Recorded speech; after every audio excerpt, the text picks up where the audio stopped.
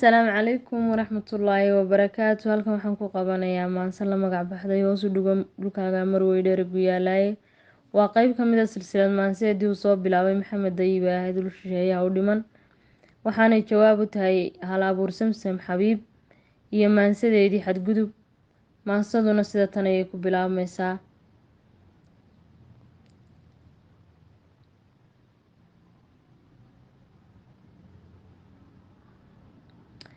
samsamey dharaaraha warkaad dhigatay sooyaalka,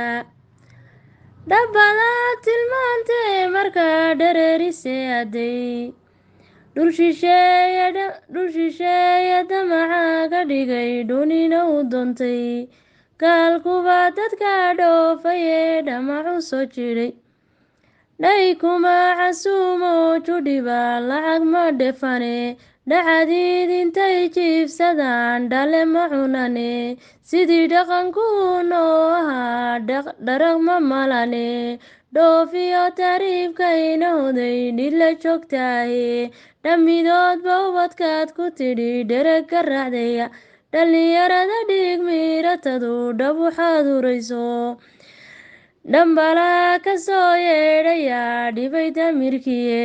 dhalandhoolka yurubaa la yidhi dhimay wanaagiye,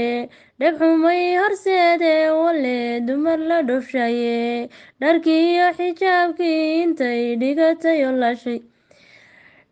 dhexda gabadh bannayso intaa dhilaysa jidhkeeda, dhaxantana ka soo hoy ninkii dhalay carruurteeda, iyo dhimasha diimeedayay dhaxashay mandheye, dhanka kale dhallaanka hadfo dhaxan tulaysaye, dhabar jabin islaam baa ku dhacay dhaqan la sulshaye, dhalanteedka beenta damiir dhimani waa mooge, dhaameel qof raadsadayna waa dhimay damirkiye, dhab waxaad u leedahay walle dhaxalka xoolaye, dhulka hooyadaba hantiya dheregna yaalaye,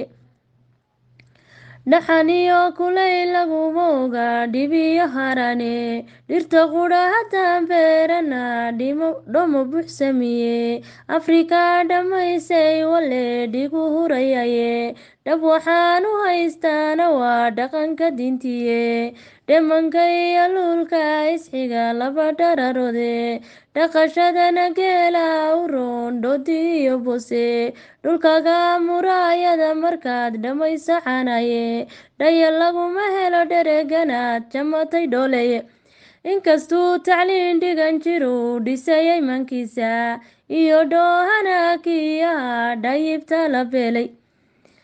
dhul shisheeye goortay tagane cadow dhirbaxayo, dhiishooda caani ku jiray dhabu xasuustane, dhegxumada qurbaata labay dhidhi u arkane, haweenkaasi dhabar jabinayo dhalashadoodiye, dhul shisheeye ubad lagu dhalaan garanin dhaqankiye, dhul shisheeye dheef laga cunaan dhereg ku gadhsine, dhul shisheeye tacab laga dhexlaan dhidib u asnane, dhul shisheeye maal lagu dhaqdaan dhayuhu arkayne, dhul shisheeye diin laga dhigtaan ubad ka dhefayne, dhul shisheeye wiil lagu dhalaan dhicini geliye,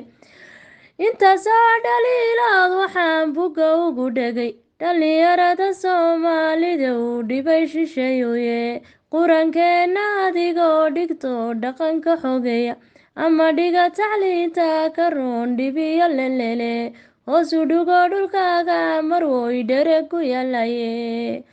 waa Farduus Axmed Maxamed oo ku magac dheer Farduus Janno.